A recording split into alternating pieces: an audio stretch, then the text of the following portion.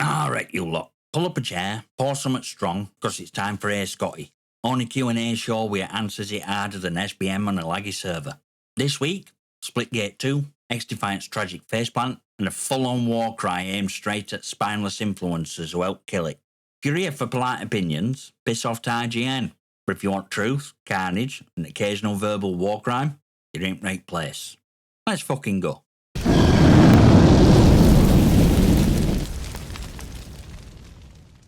Kicking us off, we got dropped to double attack. Same question, worded differently. So we have Drawn Net, who says, "Are you enjoying Splitgate 2? I'm still playing XD, but I've had fun on SG2. And there's our regular buddy, Pyro-friendly arsonist 9195 asking, Splitgate 2 is here. Any thoughts? Alright, you pair of trigger-happy legends. Yeah, I've been playing Splitgate 2, and yeah, I'm loving it. Not just tolerating it, not coping with it like it's a Marvel movie post-Endgame. I mean, actually enjoying myself. Imagine that, 2025, multiplayer beta that don't feel like I've walked into an EA-themed hostage situation. Miracles do happen. Now let's get obvious bit out of the way. It's a beta. It's not a marketing excuse. It's not some pre-order carrot for gullible. That's a real working beta. Shit is meant to go wrong. That's deal. If you're expecting a flawless, buttery smooth experience from day one, then congratulations. You've officially mistaken an early access test phase for Ubisoft marketing trailer. Go sit in corner and think about what you've done. For me, hiccups are background noise. They don't rattle me. They don't get in way of actual game, which, by the way, is smooth as hell when it's working, and when it's not, devs tell us why. Within hours, not weeks. Not after 1,000 Reddit threads and death threats sent to a poor intern. They just say, yeah, this broke. We're fixing it. Here's how. And I don't know about you lot, but that kind of honesty is so rare now it might as well be a fucking NFT. But point is this, Splitgate 2, in its current state, is already fun. That core loop, it's alive. It's punchy. It's not pretending to be something it's not. No battle royale bolted to its ass. No mandatory 3-hour tutorial narrated by some AI sex voice trying to teach you movement philosophy. It's just loading, shoot, portal, repeat. Fast, fluid, fun. Like arena shooters used to be, before genre got kneecapped by predatory cosmetics and KD-obsessed stream goblins. So yeah, I'm still playing, and I'll keep playing, because underneath noise, crashes, loading bugs, and expected chaos, there's a bloody good game here. And that, my friends, is rarer than balanced matchmaking lobby in Call of Duty. So let's drop love in for a sec and talk about one thing that's genuinely doing me nothing. Quickplay, or as I like to call it, Groundhog Day with guns. Because I don't know what matchmaking gremlins are smoking, but for 2 nights in a row they've clearly only unlocked one fucking mode per day. Night 1, Hot Zone. Over and over again, like game's been possessed by a sweaty esports coach with a zone control fetish. Night 2, Domination. Relentless. Like it were trying to teach me 5 stages of grief through flag capture. And don't even get me started on map rotation. I've seen more variety in a toddler's lunchbox. It's not that maps are bad. Far from it. I love them. Visually tight, mechanically clean, plenty of room for sick portal players and panic chucking grenades like you're disarming a potato. But Jesus Christ. If I see same map combo again, I'm going to start drawing escape routes on my bedroom ceiling. Shuffle fucking deck, lads. It's not hard. Even Warzone randomizer's better, and that game was coded up back of a Tesco van during a thunderstorm. Now let's talk about SBMM, because I can already hear whispers, but Scotty, it's still got matchmaking. Yeah, it does, but it's different. It's not strangling fucking life out at game. I'm improving, match by match. And not once have I felt like I were being punished for doing well. No skill-based algorithm dunking me into some hyper-sweat MLG crack den for daring to get a positive KD. Just actual progression, actual learning, kind of climb that feels earned, not rigged. That's a big deal, especially when you've spent last 5 years trying to enjoy shooters while being hunted by shadow demons with diamond tier reflexes and emotional support discords. Splitgate 2's matchmaking feels like it's designed by someone who actually plays games, not just crunches numbers in a PowerPoint in a quarterly earnings meeting. That alone's worth a bloody statue. So yeah, Quickplay's a bit Brock and Jukebox right now, but tracks are still banging. It's just playing the same one too much. And if that's my biggest gripe, And clearly we're doing better than 99% at trash-fire multiplayer launches we've had to endure since about 2014. So in review, I'm giving Splitgate 2 a solid 8 out of 10. And that's me being strict. Real strict. I don't hand out 10s unless game physically comes to my house, makes me a brew, and patches itself mid-match without asking. And even then I'd still dock a point if UI had a single typo. So an 8 from me. That's a glowing fucking endorsement, backed by years of trauma.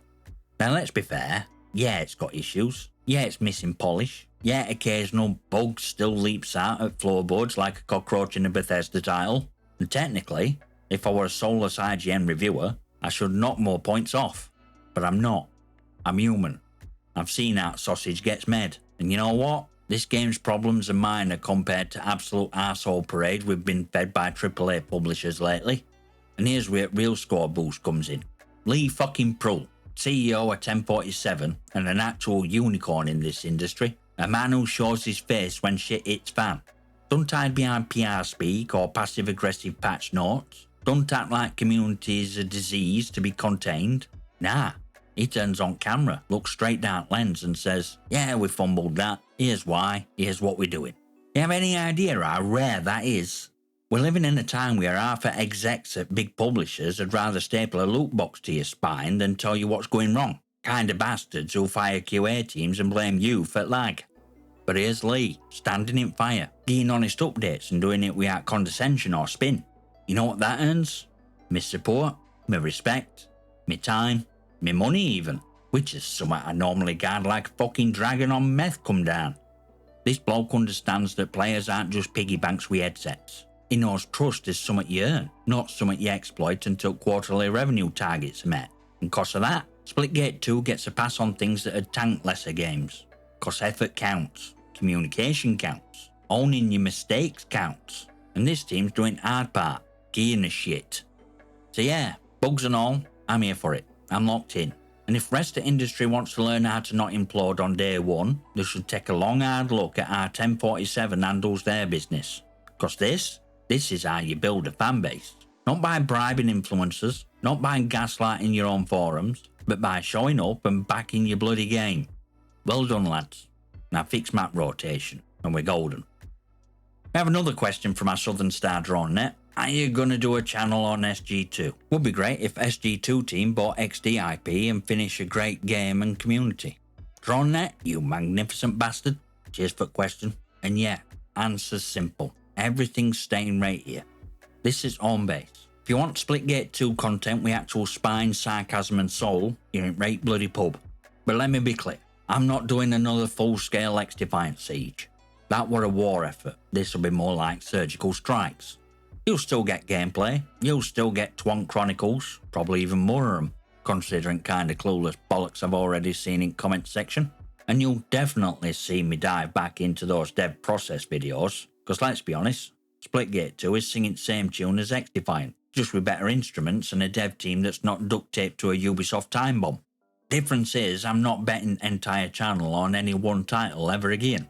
I said it earlier this year. I meant it. I'm not going monogamous with my content while games industry keeps ghosting its own player base. I'm mixing it up. Splitgate 2 gets spotlight, absolutely, but I'm not marrying it and moving in. You'll see commentary across different games. Rants on industry shenanigans, maybe even a few deep dives on gaming world's history of shooting itself in foot. Because point of this channel ain't to shill one game until it dies, it's to call out bullshit, lift up games that earn it, and keep conversation sharp. As for your other point, yeah mate, if Splitgate team did somehow pick up XDefiant IP, dusted it off and actually finished job, you'd be looking at redemption arc at fucking decade. But let's not hold our breath. Ubisoft probably chained that code to a filing cabinet and threw cabinet into Mariana Trench. Still, never say never. Next question comes from Connor Phelan 9825, and he asks, we got just over a week of XDefiant left. What's most tragic thing about its shutdown?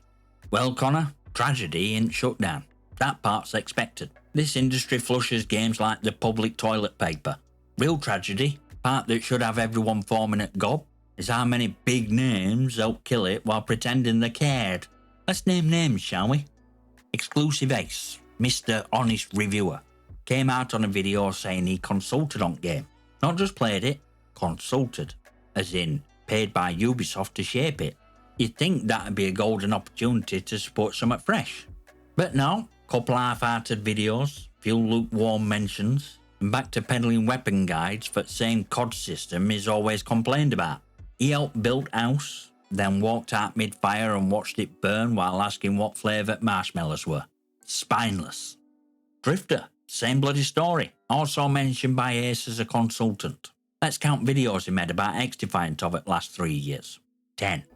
You know how many of them were in it last 6 months, during game's final struggle? 2. One titled, "You can't even download this game anymore."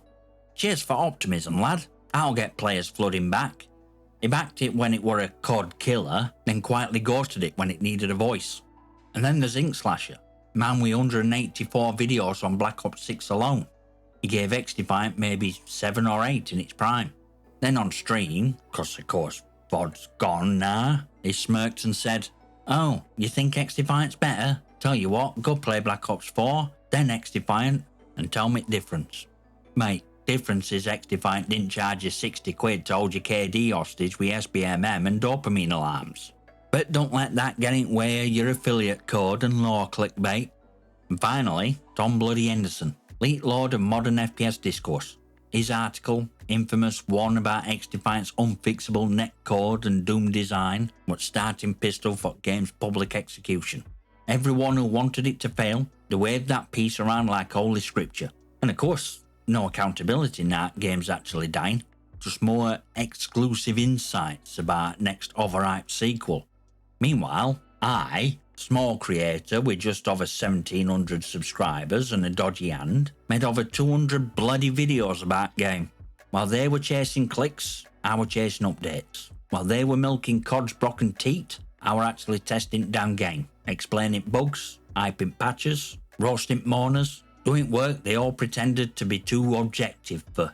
Cause that's real kicker here, innit? Influencers didn't influence, consultants didn't consult community, and press didn't report. They eulogised prematurely. And now we're here. A week to go. Shooter that dared to defy COD. Dead not by design, but by neglect. And these so-called industry voices, they'll move on like it never happened. They'll never own up to their part in this. Because admitting you failed somewhat you helped build, that's real influence. And they've never had it. So yeah, that's real tragedy. Not that XDefiant shutting down, but that it was slowly smothered to death by very people who were paid to help it breathe. Welcome to gaming in 2025, where games die young and cowards die rich. And if any of them take issue with this, well, they've got more subscribers, let them respond.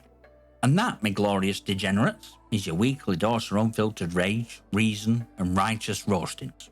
If your favourite YouTuber took offence, good. If your Game Dev X just rage quit channel, better. This is pub where bullshit ends and real talk begins. Join Discord, follow on X. Consider becoming a channel member if you want more behind the scenes fury and bonus filth. Smash like it, subscribe, drop your questions below, especially if they're laced with venom or existential dread. I'll see you next time, you magnificent.